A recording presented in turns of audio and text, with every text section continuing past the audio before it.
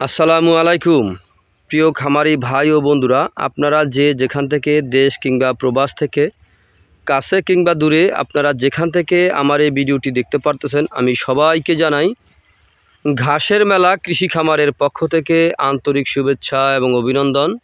এই যে আমার সামনে যে ঘাসটা আপনারা দেখতে পারতেছেন, এই ঘাসটার নাম হচ্ছে আমেরিকান গুয়াতিমালা হাইব্রিড ঘাস। এই ঘাসটি গরু, ছাগল, ভেড়া, মহিষ সকল গবাদি পশু এই ঘাসটি খেয়ে থাকে। এই ঘাসটিতে পাতা প্রচুর পরিমাণে পাতা, এই ঘাসের পাতাগুলি অনেক চড়া হয়ে থাকে। এই ঘাসটি খুবই সুস্বাদু একটি ঘাস, ক্যালসিয়ামযুক্ত ঘাস। এই ঘাসটি প্রচুর পরিমাণে ঘাসটিতে ক্যালসিয়াম রয়েছে। এটাই হচ্ছে আমেরিকান গুয়াতিমালা হাইব্রিড ঘাস। এই ঘাসটি খুবই ভালো, উন্নত জাতের, উন্নত মানের ঘাস। তো দেখতে পারতেছেন আপনারা জমিটার ভিতরে কি পরিমাণে ঘাস হয়ে আছে। এই গুয়াতিমালা হাইব্রিড ঘাস যদি আপনি গবাদি পশুকে খাওয়াতে পারেন, তাহলে আপনার গবাদি পশুর দুধ ও মাংস উভয় বৃদ্ধি হয়ে থাকবে, অথবা ক্যালসিয়ামজনিত রোগ থেকে আপনার গবাদি পশুকে মুক্ত রাখবে ইনশাআল্লাহ এই ঘাসের মাধ্যমে। এই ঘাসটি খুবই ভালো, উন্নত জাতের, উন্নত মানের ঘাস।